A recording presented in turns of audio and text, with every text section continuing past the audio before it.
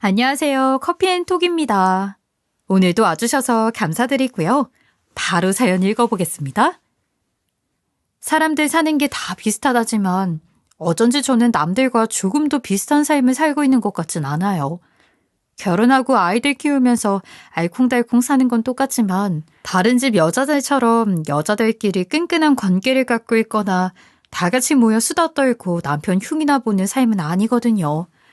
어쩌면 제 인생에 걸림돌이 있다면 저희 집의 모든 여자들일지도 모른다고 생각될 정도로 저는 그들과 반대편에 서서 살고 있어요. 대체 왜 이렇게까지 된 걸까요? 회사를 다니다 거래처에서 일하는 남편과 결혼하고 주부로 살아온 지 어연 7년. 저는 두 아이 키우는 평범한 아내이자 엄마, 그리고 며느리로 살면서 지극히 평범한 날들을 보내고 있었어요. 친정이 멀어서 그런지 유독 시댁과 가깝게 지내며 살았는데 저희 시집은 평범하다면 평범하지만 또 그렇지 않다면 그렇지 않은 분위기를 가지고 있었답니다. 그 세대 어르신들이 대부분 가부장적인 권위가 강해서 집안에서 아버지 목소리가 가장 크게 나야 되는데 저희는 반대였거든요. 시아버지는 늘 안방에서 조용히 TV를 보시고 어머니가 큰 소리로 온 집안을 진두지휘하면서 지붕이 들썩거리는 그런 집이었어요. 아니, 애들 다 왔는데 나와보지도 않고 TV만 보고 있어요? 매일 그렇게 보는 건데 또 보고 또 보면 뭐가 나오냐고. 아, 이럴 거면 아주 TV 속으로 들어가 사셔. 나 좀 편하게. 저희가 가도 시아버지는 인사만 받으시고 줄곧 방에 계셨고 어머니는 그런 시아버지가 못마땅해 자식들 앞에서 구박을 일삼으셨죠. 처음엔 낯선 풍경이었지만 그것도 시간이 지나니까 그러려니 하게 되더라고요. 그도 그럴 것이 시아버지는 젊은 시절에 큰 회사를 다니시다가 50 조금 넘으셨을 때 이미 명예퇴직을 하셔서 경제력이 없으셨거든요. 그나마 넉넉히 받았던 퇴직금마저 금광에 전부 투자했다 사기를 당하는 바람에 그야말로 땡전 한 푼 없이 노후를 맞이해야 하셨어요. 이때가 저희 남편이 군대에 가 있을 때고 시동생은 대학생, 시누이는 고등학생 때였는데요. 온 식구가 처참한 시간을 보냈다고 해요.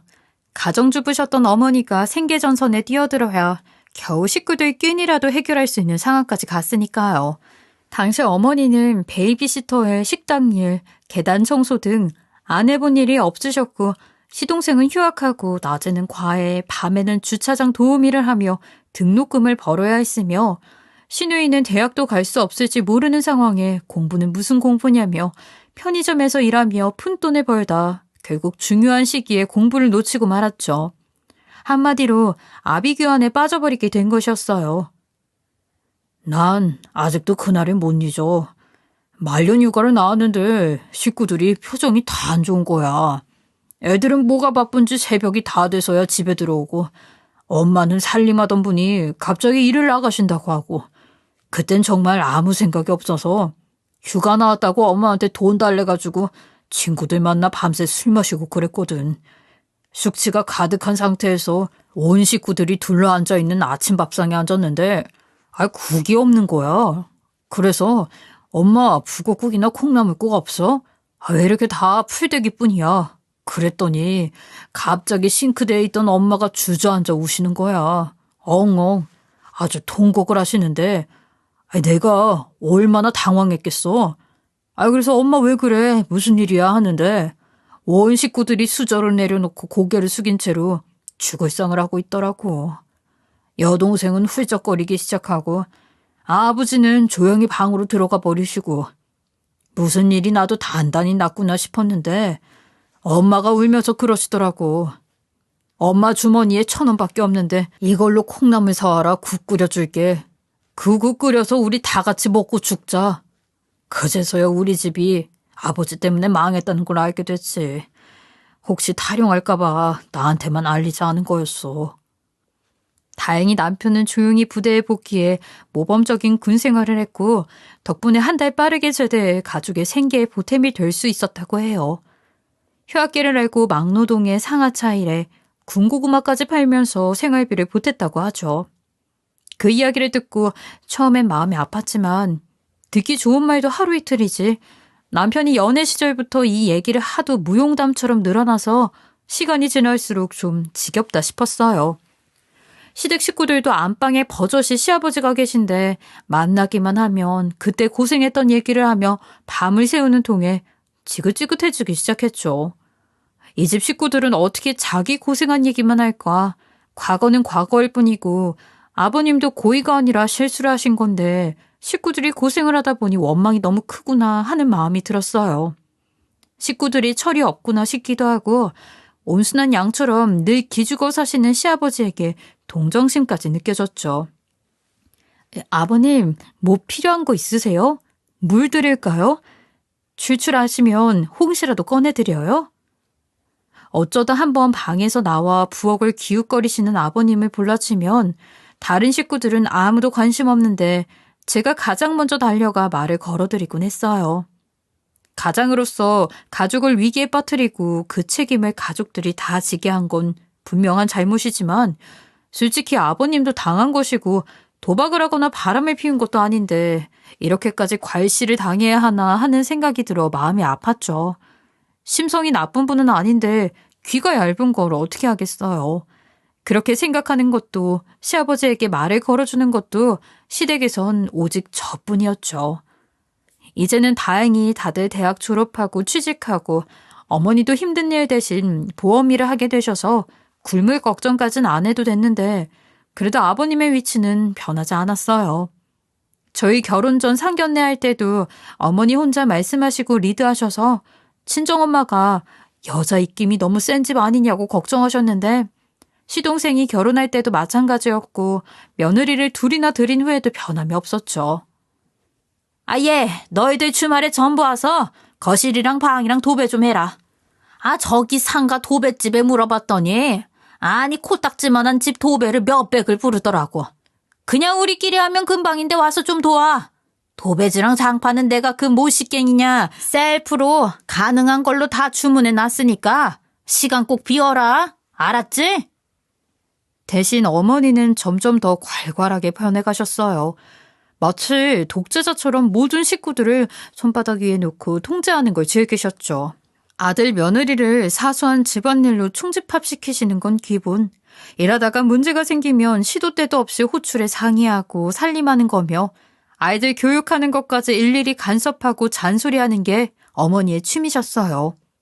마치 이 집안에서 내 목소리를 거스르는 자는 너희 시아버지처럼 된다는 경고장을 보내시는 것 같아 온 식구들은 시키면 시키는 대로 어머니 말씀에 따라야 했죠.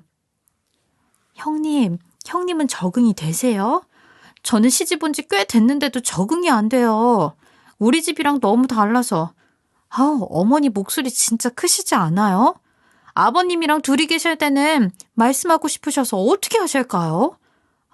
목소리 큰 사람 정말 무서워하는데 언제쯤 적응이 되려나 모르겠어요. 적응? 그런 게 뭐 필요 있어.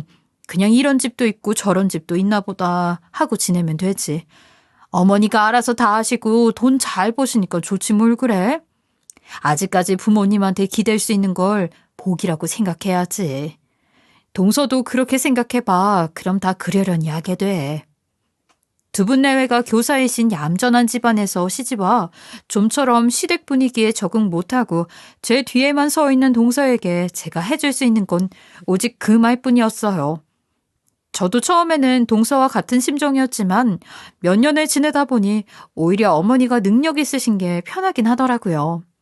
아버님이 좀 짠하긴 했지만 그래도 저희 먹고 살기도 힘든데 예전처럼 사정이 안 좋아 시댁 부양까지 해야 하면 정말 힘들었을 것 같아서요.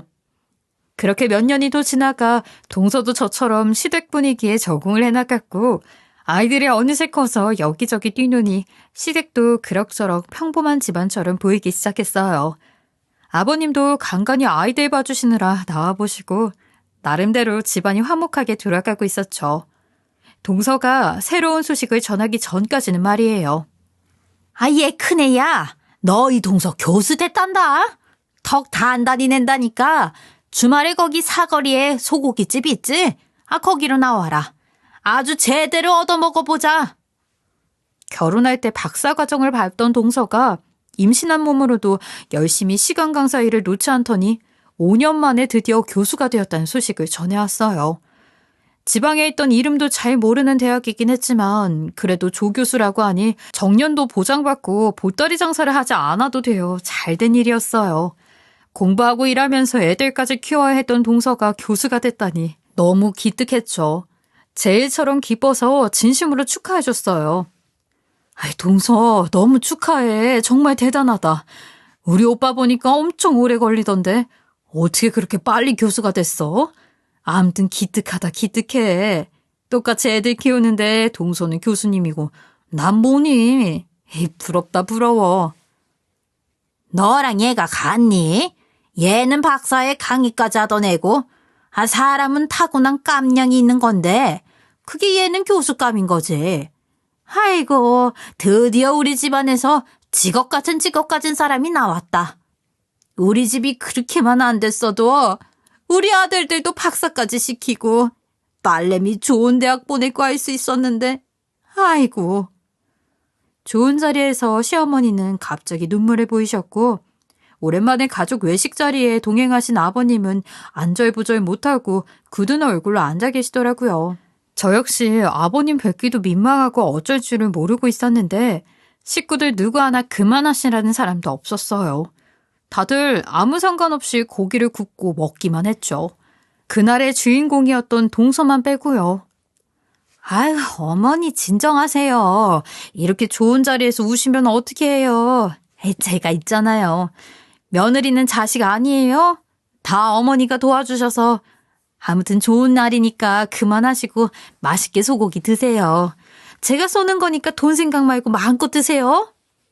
시어머니 목소리가 왜 저렇게 크냐면 제 등 뒤에만 숨어있던 동서가 언제 저렇게 컸나 싶을 정도로 동서는 제법 교수님 태가 났어요. 사람이 당당하고 커졌다고 해야 할까요? 그러고 보니 말투부터 하는 행동 모두가 어머니를 쏙 빼닮은 것 같기도 했죠. 마치 어머니의 아바타 같았어요. 동서가 그렇게 변할 줄은 상상도 하지 못했는데 말이에요. 그날 이후 동서는 갑자기 어머니와 친해져서는 둘이서 통화도 자주 하고 만나기도 자주 하는 것 같더라고요. 신호도 가끔 끼워주면서요. 한참을 시들기 조용하다 싶었더니 셋이서 그렇게 지내고 있는 모양이었어요. 언니, 저번에 거기 진짜 맛있었어요. 회사 사람들이 다 좋아하더라고요. 고마워요, 언니. 덕분에 안목 좋다는 소리 듣고 기분 째졌어요. 근데 언니, 그 스카프 좋은 거예요? 와, 이거 명품 아니에요? 역시 교수님은 다르구나. 우리 집 여자들이 입는 싸구려 아울렛 옷만 보다가 이런 거 보니까 아주 눈이 정화되네요. 저 다음 주 소개팅인데 한 번만 빌려줄 수 있어요? 아유, 그럼요. 그냥 아가씨예요. 저 비슷한 거 또 있어요. 여자는 꾸미기 나름이잖아요. 어머니도 스카프 하나 좋은 거 해드릴까요? 무슨 나까지. 너나 좋은 거 많이 하고 다녀라. 이제 어엿한 교수님인데 옷까지 하나도 신경 쓰면서 품위 있게 살아야지. 그래서인지 한자리에 있어도 늘 세 사람만 같은 주제의 대화를 나누고 나머지 식구들은 모두 제외됐어요. 시아버님은 물론 남자들과 심지어 저까지도요. 여자 중에서 셋만 친하고 저만 왕따인데 솔직히 서운하지 않았다면 거짓말이겠죠. 그래도 집안에 경사일 게 없다가 동서의 위상이 올라가면서 갑자기 식구들이 동서에게 집중하다 보니 생긴 일 같아서 그냥 넘어가려고 했어요. 그런데 제가 그냥 넘어간다고 넘어갈 일이 아니더라고요. 어느 날부터인가 점점 저에게 동서의 짐이 떠넘겨지는 것 같았으니까요. 어머님, 동서 아직 안 왔어요? 저희가 제일 늦을 줄 알았는데. 너는 집에 있는 애가 혼자라도 먼저 와서 전이나 붙이지? 꼭 지 남편이랑 애들하고 다 같이 모여서 와야 되겠니? 버스 타면 금방인데. 너 때문에 아직 전도 못 붙이고 이러고 있잖니? 어서 손 닦고 와서 전 붙여라. 이걸 대체 언제 다 붙이고 저녁을 차려? 둘째 올 때 됐는데 하루 종일 서서 강의하고 얼마나 배가 고프겠어? 빨리빨리 좀 해라. 명절 연휴 전날 애들 학원 끝나고 남편 만나 한 차로 갔더니 어머니랑 시누이는 저 올 때까지 아무것도 안 하고 기다리고 있더라고요. 동서는 대학교라 명절 전에 강의가 많지 않았을 것 같은데 늦게까지 소식이 없었고요. 그런데도 어머니는 동서 늦는다는 말씀은 하나도 안 하시고 제가 늦는 거에 대해서만 잔소리를 하셨어요. 누구는 교수고 누구는 살림이나 한다고 무시하는 건가 하고 솔직히 많이 서운하더라고요. 그리고 저의 그런 생각이 곧 틀리지 않았음을 알게 됐어요. 예, 너 오늘 바쁜 거 없지? 이따가 둘째네 가서 AS 기사 온데 문 좀 열어줘라. 둘째가 좀 바빠야지. 세탁기가 고장나도 고칠 시간이 없으니 원. 오늘 저녁에 온다니까 네가 시간 맞춰 가서 문 열어주고 다 고치면 보내고 가라. 응? 형제 좋은 게 뭐니? 한가한 사람이 나서서 돕고 살아야지. 시어머니는 동서가 할 일을 제게 넘기는 것도 서슴지 않았어요. 애들 픽업해라는 기본, 집에서 반찬 가져다가 냉장고에 넣어놔라, 서류를 두고 갔다는데 학교에 갖다 주고 오라 등 별의별 심부름을 다 맡기셨죠. 시댁에 가도 이 핑계 저 핑계로 설거지 독식까지 하게 하면서 마치 제가 동서의 아랫사람이라도 된 것처럼 아무거나 다 시키셨어요. 어머니가 그러시는 동안 동서는 손 한 번 안 쓰고 어머니 등 뒤에 숨어서 코를 풀더라고요. 이제 제가 아닌 어머니 등 뒤에서 안락한 생활을 하는 동서가 얄밉게만 느껴졌어요. 하긴 다 바쁜데 언니가 좀 한가하니까 부탁할 일 있으면 언니한테 하면 되겠다. 나중에 독립하면 우리 집도 좀 챙겨줘요.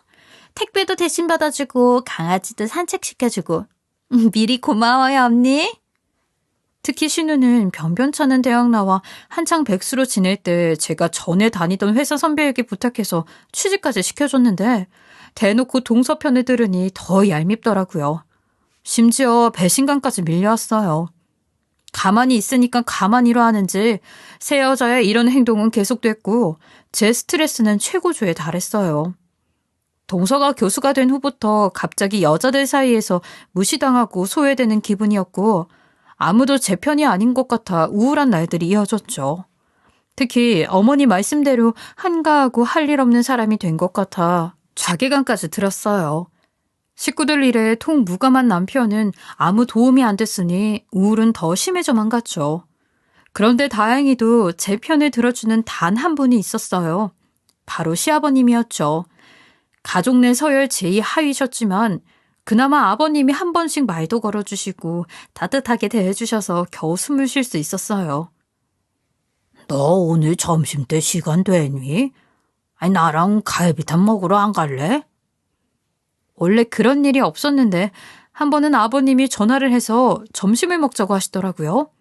제가 좀 안 돼 보이기도 하셨을 거고 혼자 드시려니 찬도 변변치 않아 그러신가 보다 하고 제가 사드리려고 나갔어요. 그런데 식사를 하시는 내내 아버님 표정이 좋지 않으시더라고요. 아버님, 무슨 일 있으세요? 얼굴이 안 좋으세요.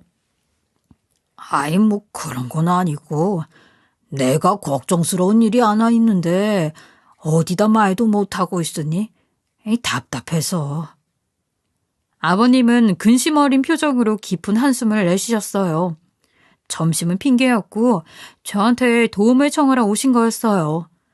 분명 뭐가 안 좋은 예감이 들었지만 자식으로서 피할 수는 없었기에 마음 편하게 말씀해보시라고 설득해봤어요. 그게 말이다. 너도 알다시피 내가 10년 전에 투자 잘못해서 냉전 한 푼 남은 거 없이 다 날렸잖니. 그런데 몇 년 전에 작은아버지가 선산 정리하신 돈을 좀 보내셔서 생각지도 못한 삼천이 수중에 생기게 됐어. 혹시나 큰일이 생기면 써야겠다 하고 어머니한테는 비밀로 하고 고이고이 그 돈을 모셔두고 있었는데 말이다. 글쎄 TV를 보는데 아는 놈 하나가 나오지 뭐냐. 고등학교 다닐 때부터 친구였던 놈인데 그때도 머리가 아주 좋고 똘끼가 있어서 우리가 천재다 박사다 하던 놈이었어. 그런데 저기 지방에서 진짜 박사로 살고 있더라고. 무슨 미생물 관련 전문가라고 하면서 TV에 나와서 뭘 설명하는데 반가워서 내가 연락을 해봤지. 그런데 얘가 다이어트 신약 개발에 도움이 될 연구를 하는 중인데 자꾸 대기업들이 붙어서 이용해 먹으려고 한다고 나더러 같이 사업을 하자고 하지 뭐냐. 너도 알다시피 내가 한번 크게 말아먹은 이력이 있어서 그렇게는 어렵고 있는 돈 조금 있으니 마누라 몰래 투자나 좀 하겠다 했지. 솔직히 사업 내용도 잘 모르고 고향 친구 돈 빌려준다 하는 생각으로 준 거였어. 그런데 말이야. 이놈이 어제 수익금이라면서 이렇게 큰 돈을 입금했지 뭐냐. 내가 준 돈으로 연구 완성하고 어느 대학교에서 투자를 받았다고. 고맙다고. 그러면서 시아버님이 통장을 보여주시는데 거기에는 무려 3억이라는 금액이 들어있었어요. 저는 믿기지 않아 이거 믿어도 되는 거냐고 몇 번을 물었고 아버님도 솔직히 잘 모르겠다며 저랑 같이 친구분을 만나보자고 하시는 거였어요. 솔직히 내키지 않았지만 아버님이 또 사기를 당하시면 이번에는 시댁에서 완전히 매장될지도 모른다는 생각에 믿을 만한 건지 아닌지만 가려내자는 생각으로 아버님을 따라 친구분이 계신 곳으로 가보기로 했어요. 아버님과 KTX를 타고 포항까지 내려가 만난 아버님 친구분은 정말 괴짜 박사님이셨어요. 초라한 연구실에서 혼자 계시면서 이 연구 저 연구를 진행하고 있다는데 주로 다이어트와 건강에 도움이 되는 미생물 관련 연구라서 제가 제약회사라도 솔깃할 만한 연구가 많더라고요. 내가 연구는 끝내주게 하는데 사업을 잘못해요. 사람을 잘 못 믿거든. 그런데 이 친구가 수십 년 만에 나한테 딱 온 거야. 날 구원해 주려고 말이지. 그동안 강의하면서 번 돈으로 연구하느라 힘들었는데 이렇게 믿을 수 있는 사업가가 딱 맞춰주면 내가 얼마나 열심히 연구에만 매진할 수 있을까 하는 생각이 들더라고. 그래서 좀 도와달라고 했어요. 이렇게 며느님까지 모시고 온 걸 보니 내가 더 든든하구만. 아버님 친구분은 이것저것 자료를 보여주셨고 아무것도 모르는 제가 보기에도 이건 충분히 사업성이 있다 하는 것들이 대부분이었어요. 아버님처럼 저도 친구분의 연구에 마음을 뺏겼지만 솔직히 제가 무슨 도움이 될지는 알 수 없었죠. 난 가족도 없고 명함 들고 찾아오는 사람들은 믿고 싶지도 않아요. 믿을 수 있는 사람들이 투자 받아주고 연구한 거 좋은데 잘 팔아주면 되는데 내가 주변에 그걸 맡길 사람이 없어. 이 친구라면 내가 무조건 맡길 수 있지. 게다가 그런 친구가 자식 같은 며느리라면서 꼭 한번 데려오겠다는데 내가 못 믿을 이유가 뭐가 있겠어요.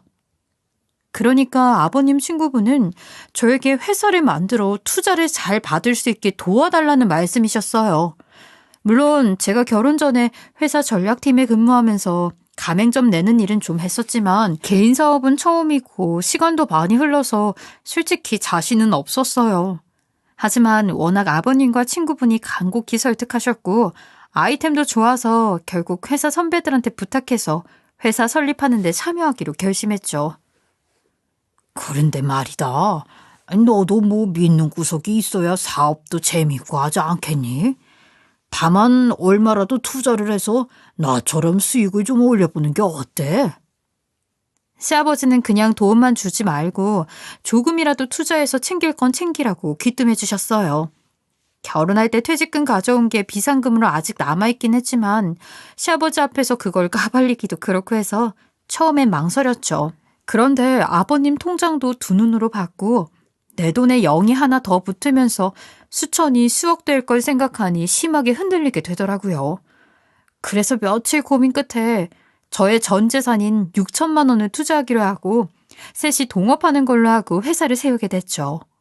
저는 대표로, 친구분은 이사로, 아버님은 임원으로 법인 회사를 차리게 됐어요.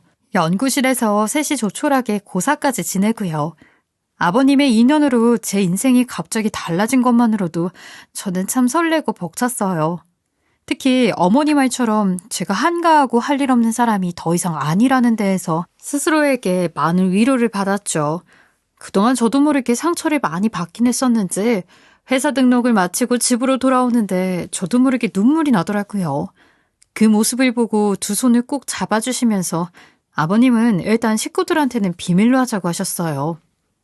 사실 얼마 전에 둘째 교수 될 때 네 어머니가 돈 있으면 내놓으라고 했는데 여기에 묶어뒀으면 없다고 할 수밖에 없었단 말이야. 그런데 이렇게 투자한 거 알면 네 어머니가 날 가만히 두겠니? 둘째가 교수 시켜주면 학교 교수들이랑 싹 해서 네 어머니 실적 올려주겠다고 몇 천만 해달라고 그랬다는데 그걸 혼자 마련했으니 네 어머니도 얼마나 힘들었겠어. 그러니 가정의 평화를 위해서 우리 당분간은 비밀로 하자. 응? 동서가 돈을 주고 교수가 된 거라니. 그것도 어머님이 돈을 보태주셔서 정말 충격이었어요. 그래서 그렇게 둘 사이가 좋아진 거였는데 제가 눈치가 없었던 거였죠. 몇 달째 어머니 실적이 좋아져서 어머니가 싱글벙글이셨는데 다 이유가 있었던 거였어요.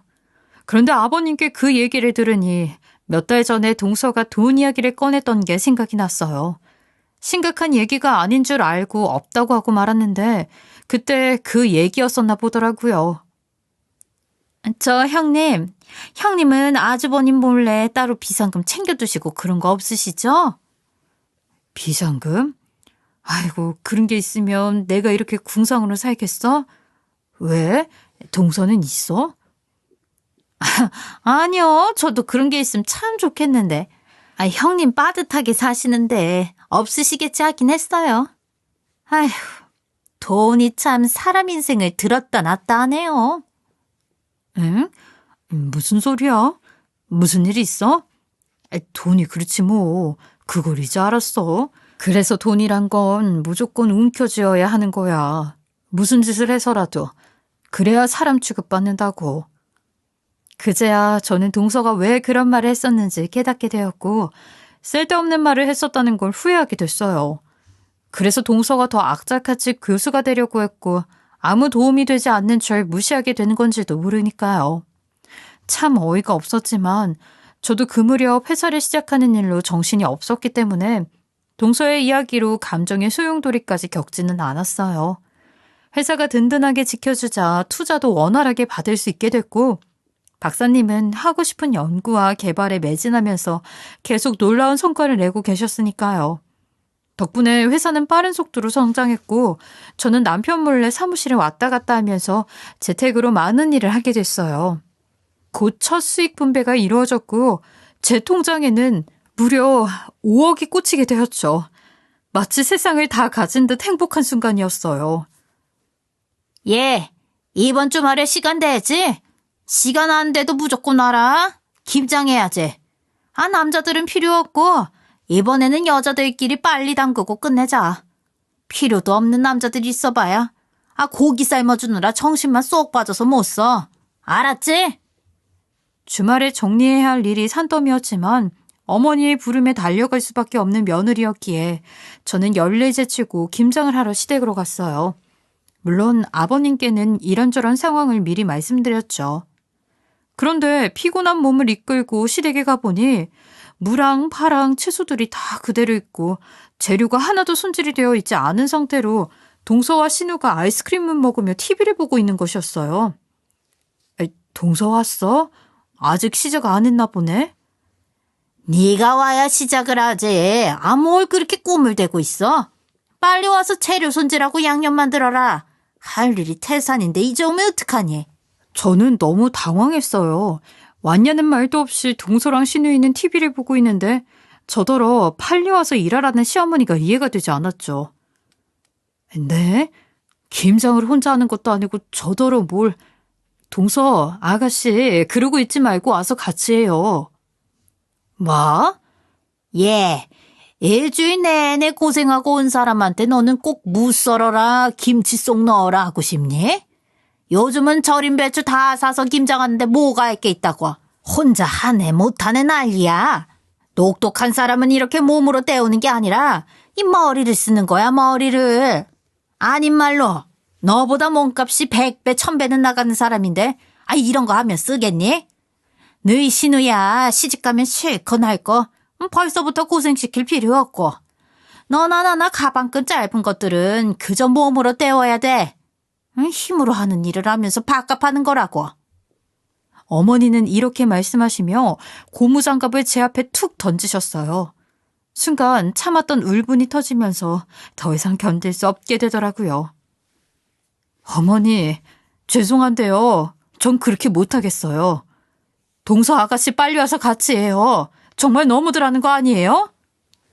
얼씨구, 이게 정말 보자 하니까? 야, 한인말로 네가 우리 집에 시집 와서 한 게 뭐 있니? 이런 거라도 안 하면 네가 무슨 며느리 노릇을 하겠다는 거야? 며느리 노릇이요? 제가 또 못한 건 뭐가 있다고 그러세요? 뭐야? 그럼 잘한 건 뭐가 있니? 나가서 돈을 벌기를 해. 시어머니 힘들게 일하는 거 뻔히 알면서 도와주기를 해. 둘째 봐라. 자기네 학교 교수들이 전부 소개해줘서 내가 쟤 때문에 얼마나 실적을 올린 줄 아니? 그 정도 능력이 안 되면 김치를 잘 담그든지 아니면 조용히 말이라도 잘 듣든지. 참내 기가 막혀서. 어머니의 막말은 갈수록 정도를 넘어섰어요. 저도 더 이상 며느리라고 몸을 낮출 수만은 없었죠. 그래서 할 말을 하기로 했어요. 어머니가 돈 대주셔서 된 교수요. 몇 천에 산 그 자리가 과연 얼마나 갈 수 있을까요? 손주들 보는데 앞에서 부끄럽지도 않으세요? 그때 놀란 시어머니가 당황해서 제 뺨을 후려갈기시는 겁니다. 갑작스러운 상황에 서로 놀란 잠시 주춤하던 사이에 이 사실은 전혀 몰랐던 신우가 눈이 휘둥그레져서 끼어들었죠. 이게 무슨 소리야? 돈을 주고 교수가 되다니. 엄마, 언니한테 교수 되라고 돈 줬어? 돈이 어디 있어서?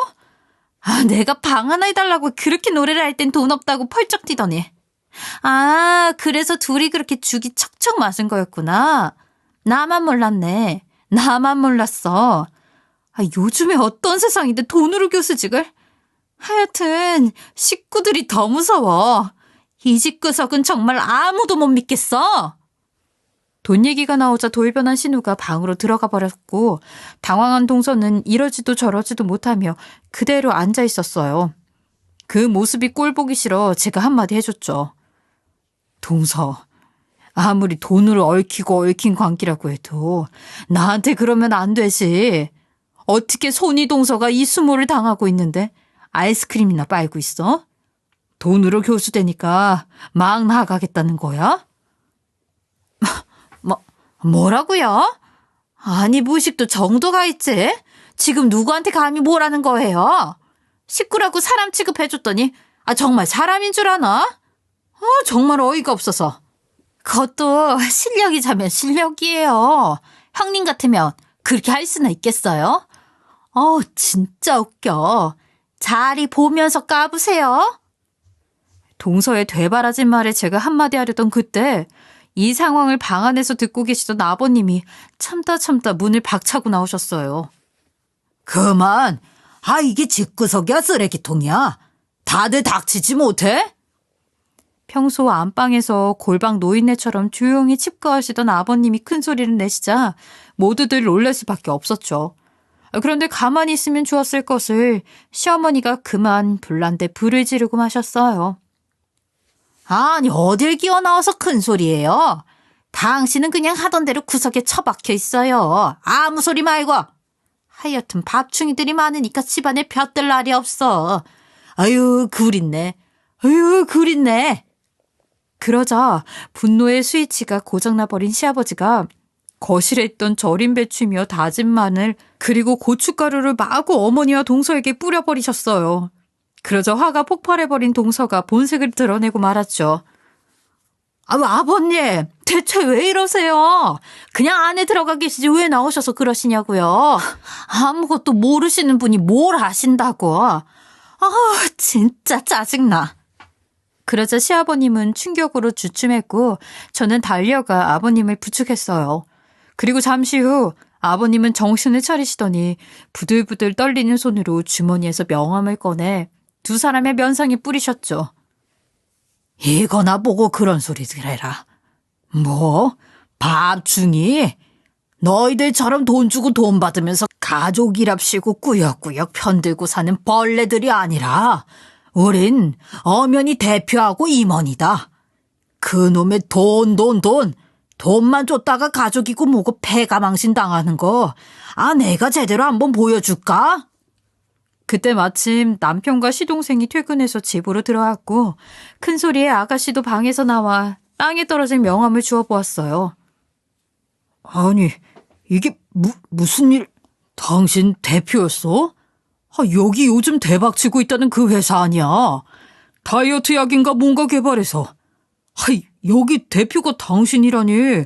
대체 무슨 소리야? 그래. 그나마 넌 좀 말이 통하는구나. 얘가 그 회사 대표라고. 우리가 회사 세워서 지금 거길 운영하고 있다고. 그런데 멀쩡한 사람 보고 밥충이네 어쩌고 하면서 사람 취급도 안 해? 그게 가족이냐? 너희들한테는 미안하다마는 난 이제 못하겠다. 이런 연극 다 필요 없어. 시어머니는 고춧가루를 다 뒤집어 쓴 채로 명함을 들여다보며 불안한 눈으로 저를 쳐다보셨어요. 동서도 마찬가지였죠. 어지럽힌 거실을 먼저 나서서 치우기 시작한 신우도 조심스럽게 제 눈치를 보더라고요. 믿을 수 없는 상황에 새 여자가 제 살 길을 궁리하기 시작한 모습이었어요. 이후 시아버지는 시어머니에게 이혼을 선언했고 회사가 돌아가는 상황과 수익 등을 다 알게 된 시어머니는 그제서야 시아버지에게 매달리며 당신이 해낼 줄 알았다는 식으로 입에 발린 소리를 해대셨는데 이제 와서 통할 리가 없었죠. 그 꼴이 너무 우습고 통쾌했어요. 되려 시아버지는 이제만을 기다렸다는 듯이 막 뭐라 하셨는데 시어머니는 고개만 푹 숙이고 찍소리도 못 하셨어요. 동서와 신우도 물론 마찬가지였고요. 그리고 얼마 뒤 새로운 연구가 성공하면서 저와 아버님은 어마어마한 수익금을 챙길 수 있었어요. 비슷한 시기에 동서는 교수직을 내려놓으며 희비가 엇갈렸는데요. 동료 교수들이 아니라 조교와 제자들을 시어머니에게 소개해줘 보험 가입을 강요해왔던 것이 한 조교의 폭로로 들통났기 때문이었죠. 이렇게 불과 몇 년 전에는 상상할 수 없었던 일들이 저희 시댁에 일어난 후 가족의 의미에 대해 다시 생각하게 됐어요. 돈보다 마음이 먼저고 마음이 있어서 서로 무조건 이해해줄 수 있는 게 가족인데 저희 시댁은 그렇게 하지 못해 서로 어색한 사이가 되었으니까요. 여전히 어머니는 가족 모임 때도 거의 말없이 조용히 계시고 동서도 조용히 있다가 돌아갑니다. 시아버지도 그동안 시모에게 당하고만 사셨는데 이제는 정반대가 되어 시모가 주눅이 들어 살고 계세요. 시아버지가 이혼을 감행하지 않은 것만으로 다행으로 여기면서요.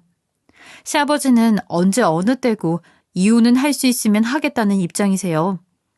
지금 당장은 헤어진 부부나 떠난 가족은 한 명도 없지만 서로 떨어져 지내는 게 나을 만큼 씁쓸한 가족이 되었어요. 부디 여러분들은 저희처럼 돈 앞에서 가족으로 보지 않는 실수는 범하시지 않기를 바라면서 이만 제 긴 이야기 마치겠습니다.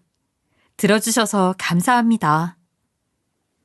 지금까지 커피앤톡이었습니다. 오늘도 끝까지 함께 해주셔서 감사하고요. 다음 영상으로 또 찾아뵙겠습니다.